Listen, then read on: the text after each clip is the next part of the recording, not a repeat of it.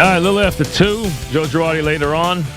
Right now, we'll talk to Tony Dungy. You see him on NBC, obviously the longtime NFL figure and former NFL coach, and he joins us now. Tony, welcome. How are you? Hey, Mike, doing well. Great to be on with you. My pleasure, Tony. Always the kind of the voice of calm and reason in the league right now. As you look at the grand scheme of things in the NFL, what are you thinking right now?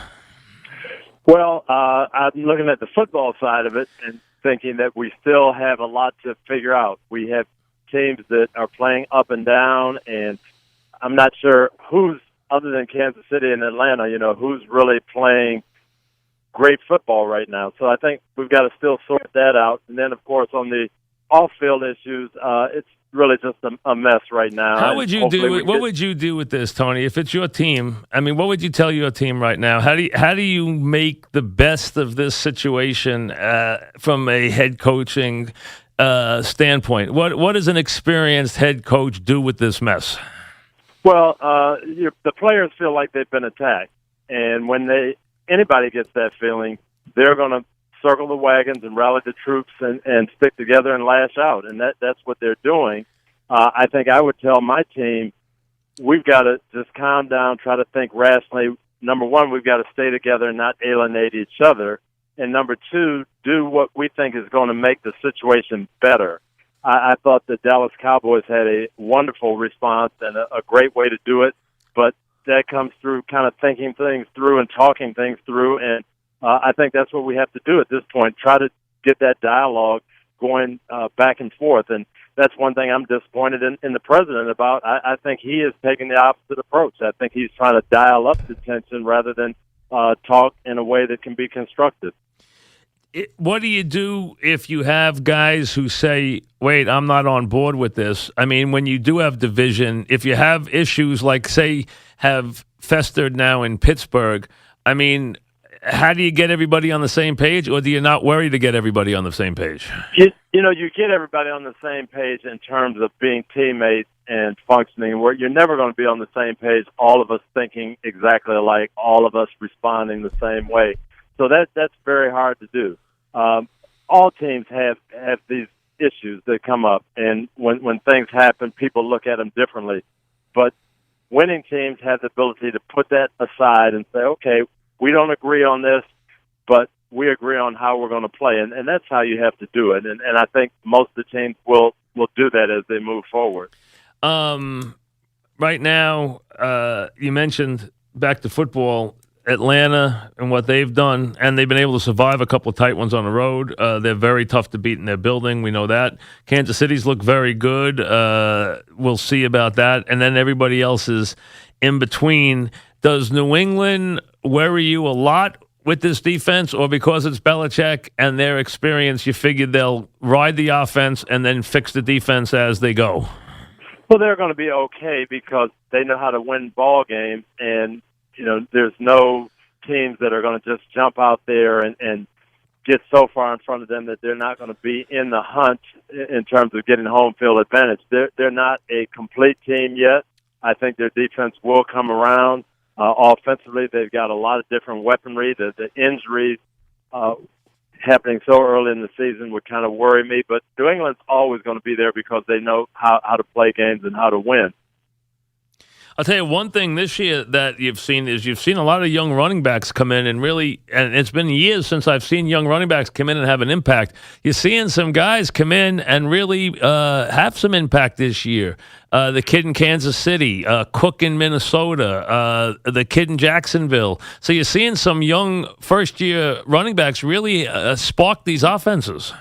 Yeah, there's some talented guys who have come in, and I think the running game has been emphasized a little bit on some of these teams. So that's given the back the chance. I think we've kind of devalued running over the last maybe 10 years because of the rules and how easy it is to throw and how productive you can be. But you're right, some of these guys have gotten an opportunity, and they've showed that they can kind of control a game by running the football. Yeah, look, Fournette's come in and he's a big back. He's done well. Cook has really been wonderful for Minnesota so far, even when they haven't had their quarterback healthy. So from that standpoint, I mean, you've seen some guys in Kansas City. Andy, who you know very well, has done it with some interesting guys, and now is really turned a couple of youngsters into really focal points with that offense. No, he has, and he's got a diverse attack, a lot of different weaponry. I think he's utilizing everybody very well. I doubt that they really knew what they had in Hunt, and he's shown them, and he's probably been even better than they thought he would be. But I think that's what happens when you've got a diverse attack. Everybody's talents can come out and be shown. But Dalvin Cook, I loved him. I live in Florida. Yep, I watched Florida State a lot. I thought he was going to be the best back so did I. out of that whole group. And I think Minnesota has gotten their offensive line kind of situated where he can show what he can do. They've got some pass receivers who don't allow you to stack the box. I think he's going to have a great year. I didn't get it. I watched him a lot, and he was great in the bowl game against Michigan. He was great in every big game. He was durable. He caught it. He ran. He did everything. When other guys sat out, he didn't sit out. And then, for whatever reason, he got a bad rap that he was, hanging around with the wrong guys, and maybe they had information that we don't have. I don't know, but I thought it was shocked that the whole league, nobody takes him on the first round. Absolutely stunned me. Yeah, that was kind of stunning. I have a friend at Florida State, the equipment manager, who was my equipment man at Tampa. And, we had the same questions about Jameis Winston, and my buddy told me, no, I'm telling you, being around the locker room, Jameis is a good guy. And he said the same thing about Cook. He said, I don't understand what people are saying. I'm telling you, this is a fine young man. He's going to be great in the NFL. And so far, it looks like he was right. Absolutely. And I have to admit, you're seeing these quarterbacks, and even if they're not classic polished throwers, like, it's amazing. I really think, and as an old guy who was a quarterback yourself, as people might remember, you see these guys now who are wonderful college players because they can run and pass, and they're leaders. Deshaun Watson's a great kid. He's a great leader. He's not a polished passer. Same thing with Prescott. Came in. He's a good leader. He knows how to run a team. He's not a polished passer. They've worked around that, and they've got these guys come in and been productive, and they're almost playing now to their talents rather than worrying about the fact that these guys are not polished pocket passers. And in the old days, I don't know if they would do that. Now they're willing to let their talents help where they can help and let the other part come together later.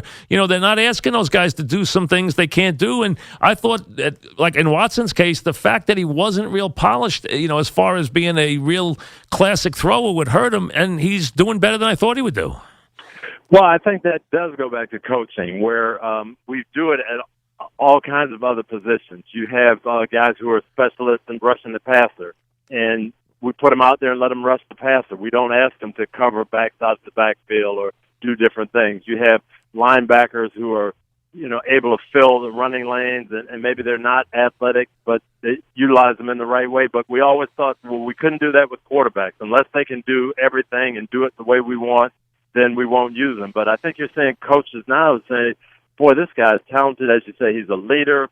He can rally the team. Let me do what he does best and take advantage of that, emphasize that, and put him in situations that don't magnify his weaknesses, and we can win.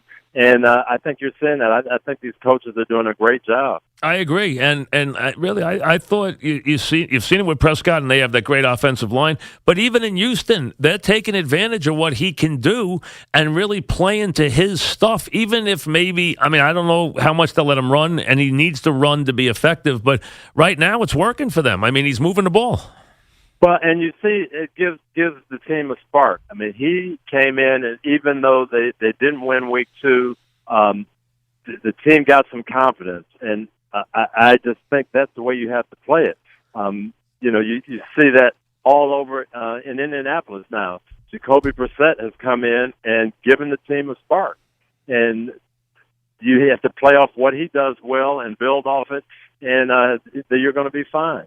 It's and not worry that the guy is not going to be great on 3rd and 15. That's all you do. You just let it happen and let him use his use the ability he does have. And clearly, what Watson brings is the same thing Prescott brings. He's very good at running the team, and he's a leader. You could tell he's a leader. The kid already, he's a guy. If you put him in a room, he's going to be a leader by the time the day's over. That's that kind of guy.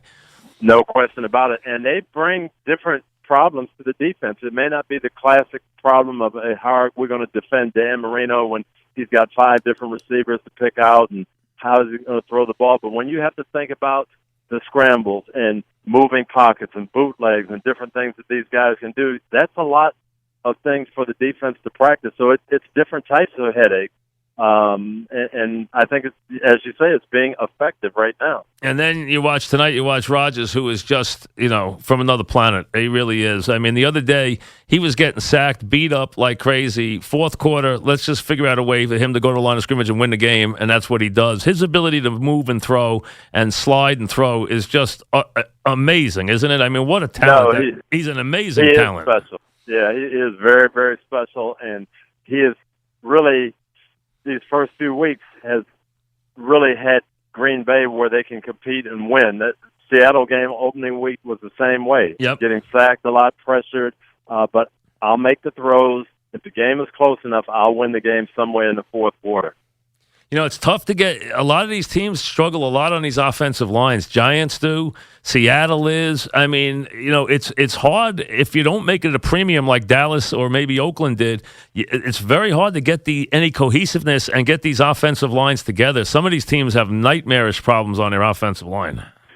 Yeah, it's a different type of practice now. And when I was coaching 10 years ago, Howard Mudd was our offensive line coach, and he used to say, don't spend high draft choices. We'll get guys who have some ability. We can work with them. We can develop them. We'll develop a good offensive line, spend the money on the weapons that we need to be great. And we did that. And Howard did a good job of molding that group. But now you take that approach, you can't practice enough to mold the group.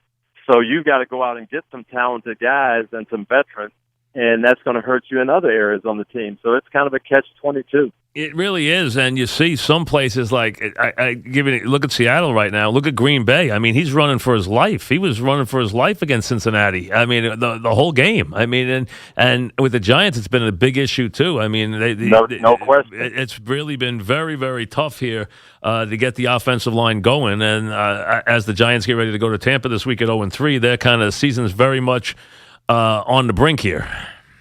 No, this season is on the line, and they played better offensively when they got Beckham back. That helps Eli be able to throw the ball quicker. You know what coverages you're going to get when you've got your ace receiver out there.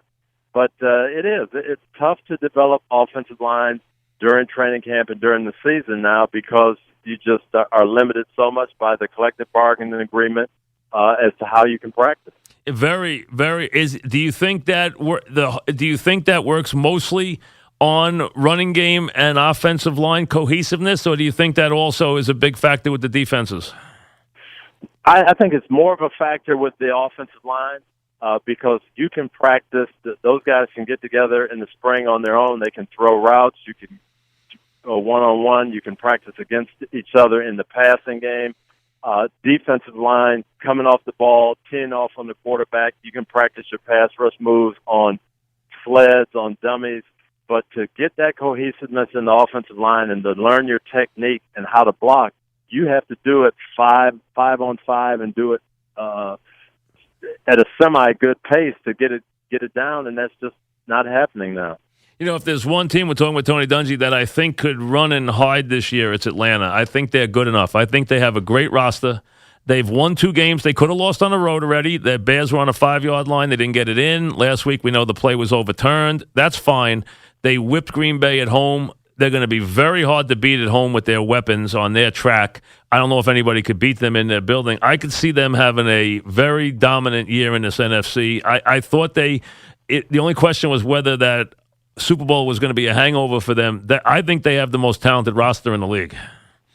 They're very good, and I think they're going to kind of use the Seattle formula, as you say, win your home games. They've already won 2 road games, so you're looking at 12-4, 13-3, and they will be tough to beat down there in the playoffs. And they remind me of your teams in that get a big lead and then let those guys tee off on the edges on the other team when they got a 2-touchdown lead like you used to do. That's exactly right. And I don't know that they've got a great secondary, but they do have pass rushers. They've got a fast group. And when you play at home with the noise on that turf, that accentuates it. So they've put a roster together that allows them to play to their environment and play to their strength. And Matt Ryan, and I agree with you. I don't think they're a super dominant team, but I think they're going to be very tough to beat this year. Yeah, I think I don't know. I think they could get home field, and I just don't know if anyone could beat them in their building. Because if Green Bay can't, and they've walloped Green Bay when they've played them, Green Bay just can't handle their speed. I don't know. Maybe if Minnesota was on top of its game with their defense, they might have a shot at them. I mean, because their defense is pretty good. That's what it's going to take. Yeah, that's what it's going to take. It's going to take somebody who can pressure the passer. But just like last week, Atlanta against Detroit. Detroit played really well, but they could not handle their running back, catching the ball out of the backfield, running the football. Yeah, it was a little bit of Julio Jones and Sanu, but it was Coleman and Freeman. Those guys made the difference. So, yeah, you have to have a complete defense to be able to handle these guys. How close is Tampa to being good? Tampa, I think, is coming. Jameis Winston has to learn how to take care of the football. He's going through that young quarterback. He takes a lot of chances. Trying to make something happen, trying to win the game, feeling like he's got to make every play. I think he'll grow into that. They've put together a very dynamic offense.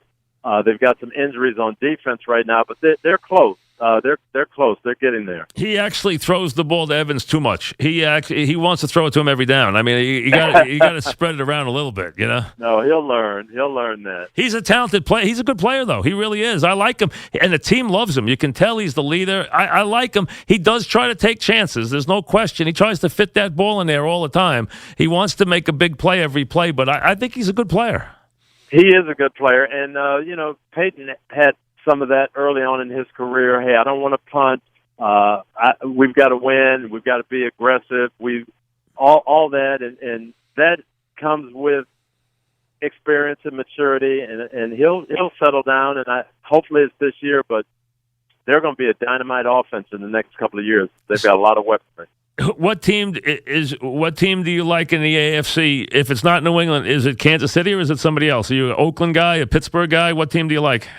I think I really am an Oakland guy. I think they've got a lot going for them, and Derek Carr, I think, is going to be phenomenal. But I'll tell you, it's just so hard in this first month. You see teams, and I was on Oakland's bandwagon, and they got blown out the other day. Baltimore was playing so well defensively, and they got blown out.